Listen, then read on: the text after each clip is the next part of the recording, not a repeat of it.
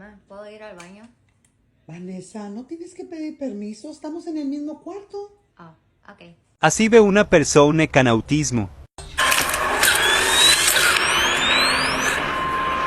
Hola, soy Sani, soy autista y hace 8 días que no me lavo el pelo. Mismo le denominan condición, pero Ya. es una frase incompleta.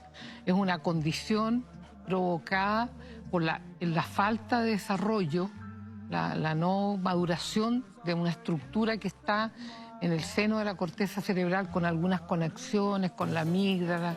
Gente, creo que tengo autismo.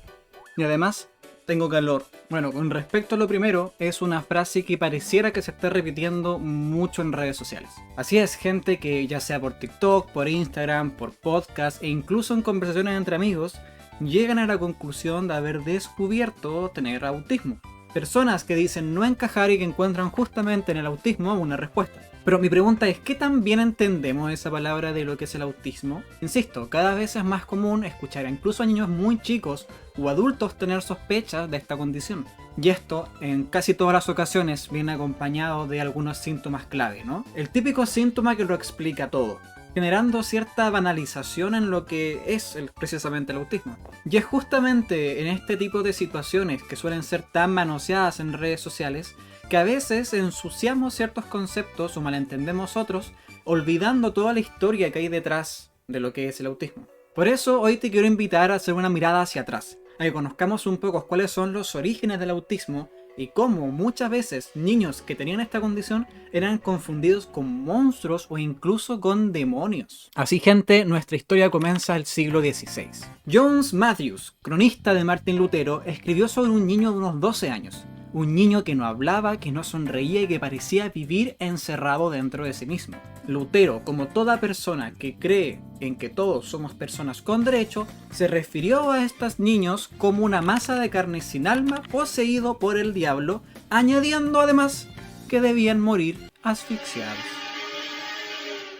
Y sí, lo sé, suena brutalísimo, pero era la situación en ese entonces y era meramente ignorancia acerca de este tipo de condiciones. No lo justifica, pero es por eso. Porque probablemente ese niño tenía la condición del trastorno del espectro autista, lo que comúnmente en redes sociales se dice como autismo simplemente. Pero nadie lo sabía, nadie quería siquiera entenderlo y tampoco tenían el conocimiento para hacerlo. Sin embargo, sería otro niño siglos más tarde quien marcaría el antes y el después en este tipo de condiciones. Estoy hablando de Víctor. A Víctor lo encontraron desnudo en los bosques de Aveyron, en Francia, a fines del siglo XVIII. No hablaba, no obedecía órdenes, no reconocía las miradas. Corría, huía y se alimentaba de raíces y bellotas. Para muchos, Víctor era simplemente un salvaje, un animal extraviado entre los hombres. Pero un médico, Jean Itard, decidió algo impensado para ese entonces. No cazarlo, sino enseñarle. Pero tampoco era tan así.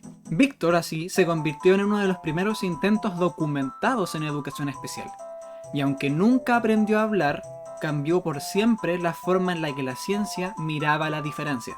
Así entonces, años más tarde, la psicóloga Uta Frith y el escritor Alan Lane revisaron su historia. Y se hicieron una pregunta que incluso hoy sigue siendo algo incómoda y controversial. ¿Y si Víctor no era un niño salvaje, sino más bien un niño con autismo?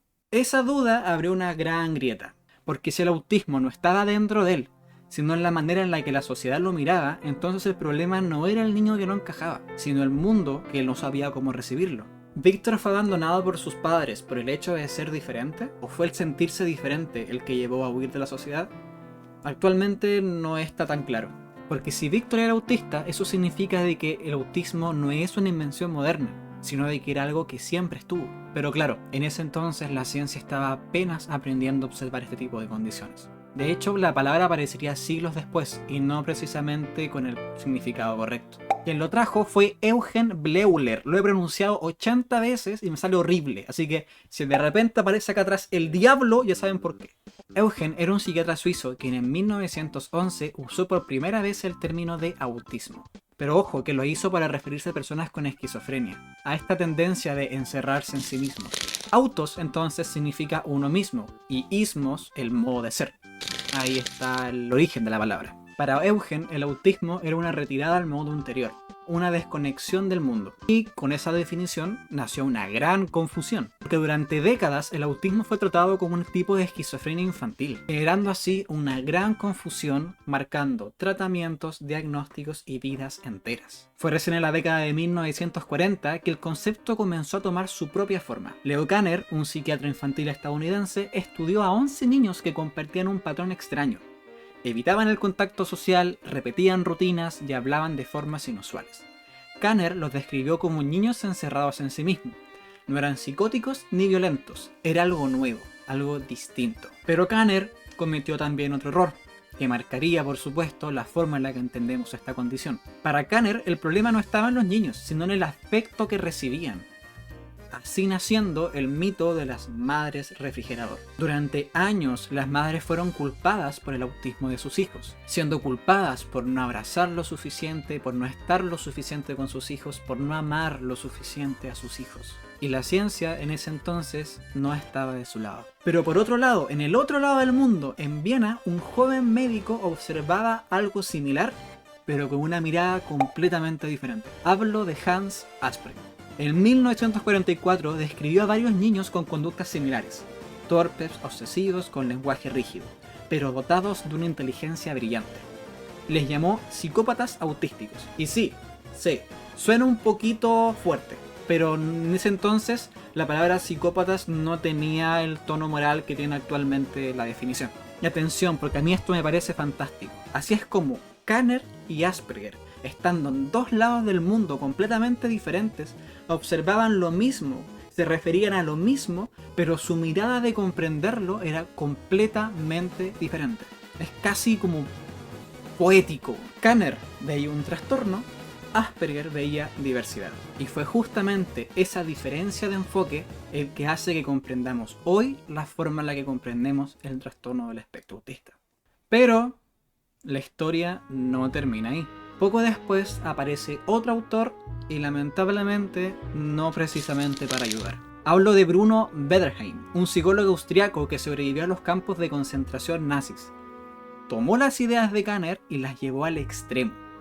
Publicó un libro llamado La fortaleza vacía, donde comparaba el sufrimiento de los niños autistas con el de los prisioneros de los campos de concentración. Y adivina, su conclusión fue que las madres no daban suficiente afecto a los niños. Las acusó de ser frías, distantes e incapaces de amar. Durante décadas esa teoría se enseñó como verdad. Miles de madres fueron culpadas, muchos niños fueron separados de sus familias y todo por una mala comprensión científica. Es un poco triste darse cuenta que muchas veces desde la ciencia, en el intento de entender este tipo de cosas, generan todo lo contrario, haciéndonos imposible preguntarnos cuántas veces nuestras teorías dicen más sobre nosotros mismos que sobre aquello que estudiamos. Pero con el tiempo las cosas siguieron cambiando. En los años 70, dos investigadoras, Lorna Wing y Judith Gould, replantearon todo el concepto. Ya no hablaron del autismo, sino de los autismos. Propusieron que no se trataba de una única condición, sino de un espectro, un conjunto de manifestaciones diferentes que compartían algunos rasgos nucleares. Así nació el término que usamos hoy, el trastorno del espectro autista, y con él una nueva forma de comprender la diversidad neurológica humana. En psicología tenemos un libro que nos ayuda a identificar ciertas condiciones, dentro de los cuales se encuentra el DSM, el cual actualmente agrupó todas estas variables bajo una sola categoría, el espectro autista. Pasamos de ver al autismo como una enfermedad a una condición del neurodesarrollo, y ese paradigma lo cambió todo. Pero claro, como toda historia de la humanidad, estos cambios trajeron también nuevos desafíos. El aumento del conocimiento, la visibilidad mediática y las redes sociales dieron paso a un nuevo fenómeno, el autodiagnóstico. Hoy cualquiera puede encontrar un video que dice, si haces esto probablemente eres autista.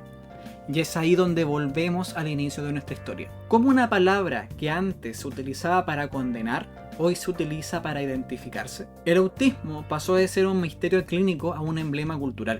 Y quizás eso no está del todo mal, siempre y cuando sepamos de la historia de este. Porque entender la historia del autismo no es solamente mirar hacia atrás, es entender cómo la ciencia, la cultura y el lenguaje construyen y destruyen en muchas ocasiones la manera en que vemos a las personas. Y sobre todo entender que detrás de cada término hay una historia humana. Y claro, en los últimos años algo cambió profundamente. Las redes sociales se llenaron de testimonios, de videos cortos, de listas de síntomas. Frases como: si te molesta el ruido de los cubiertos podrías tener autismo, o si te cuesta mirar a los ojos eres parte del espectro. Lo interesante es que aunque estos contenidos pueden ayudar a mostrar y normalizar ciertas experiencias, también pueden distorsionar lo que realmente significa vivir con autismo. No son pocos los que tras horas viendo contenido sobre neurodiversidad se ven reflejados y piensan: wow, esto me pasa a mí, quizá tengo TEA. Y claro, no es difícil empatizar con eso, porque en un mundo que constantemente exige ser normal, encontrar un término que explique por qué te sientes diferente puede llegar a ser muy liberador. El problema es que esa liberación también puede venir acompañada de confusión, porque lo que se comparte en redes sociales no siempre es ciencia, y lo que se viraliza muchas veces no es lo más representativo, sino lo más llamativo. Y claro, aquí ocurre algo paradójico. Antes, uno de los síntomas del autismo era la falta de voz. Hoy hay tantas voces en internet que cuesta distinguir la información rigurosa del testimonio personal. Y ojo, esto no significa que las experiencias personales no sean válidas, sino todo lo contrario, son súper esenciales. Pero cuando los límites entre el diagnóstico, identidad y tendencia se desdibujan, empezamos a correr el riesgo de banalizar algo que tiene un peso clínico y humano enorme. Pensemos en esto. Hace menos de un siglo, el autismo se confundía con esquizofrenia. Hoy en cambio se confunde con introversión, con ansiedad social o simplemente por sentirse fuera de la norma. Es un extremo a otro. Y eso nos hace tener una pregunta incómoda. ¿Estamos realmente intentando entender el autismo o estamos buscando una etiqueta que nos contenga? Porque entiendo que hay algo profundamente humano en querer explicarnos a través de categorías. Nos gustan, nos ayudan a encontrar sentido.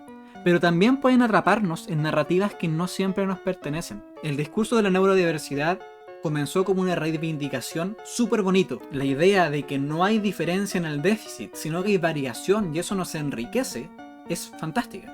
Comenzar a pensar que el cerebro no tiene un solo modelo es en sí revolucionario. Pero como toda revolución, también necesita mucho cuidado. Cuando todo se convierte en diversidad neurológica, corremos el riesgo de diluir las necesidades reales de quienes viven con desafíos significativos, de quienes necesitan apoyos clínicos, educativas y sociales concretas. No basta con decir todos somos un poco autistas, porque eso, aunque suene empático, invisibiliza a quienes se enfrentan dificultades reales en la comunicación, la autonomía y la comprensión del mundo. Entonces, tal vez la pregunta no es si tenemos o no autismo, sino por qué queremos tanto esa etiqueta. ¿Qué estamos buscando en ella? ¿Pertenencia? ¿Explicación? Quizá el verdadero mensaje que nos deja el autismo a lo largo de toda la historia no tiene que ver con los diagnósticos, sino con la comprensión. Comprender que no todos procesamos la realidad igual, que no todos sentimos igual, y eso nos hace tremendamente humanos. Porque desde toda la cronología que revisamos hoy día, desde Lutero hasta TikTok, si algo podemos concluir es que el autismo,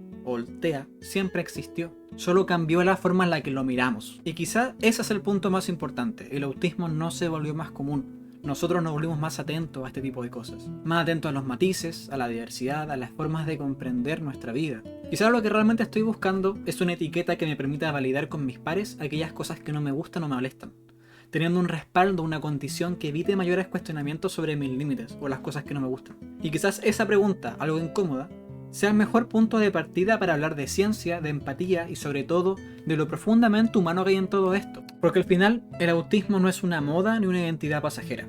Es un espejo que refleja una necesidad más profunda, la del ser humano por sentirse comprendido, aceptado y valorado en un mundo que muchas veces premia la extroversión y castiga el silencio. Una sociedad donde hablar fuerte parece más importante que escuchar, donde la rapidez se confunde con inteligencia, donde la diferencia aún incomoda. Por eso, quizás muchas personas no buscan en el diagnóstico una explicación, sino también un lugar donde puedan sentirse bien sin tener que pedir disculpas. Y mientras debatimos sobre si decir personas con autismo, personas autistas, personas en el espectro, a veces olvidamos lo más esencial, que antes de cualquier etiqueta, antes de cualquier diagnóstico, somos personas. Personas que piensan distinto, que sienten distinto, que viven su vida de forma distinta. Quizás, si algo podemos aprender de toda esta historia, es que entender el autismo no se trata de definir a los demás, sino de aprender a mirar con empatía, porque al final, entender a otro es también una forma de entendernos a nosotros mismos. Por eso,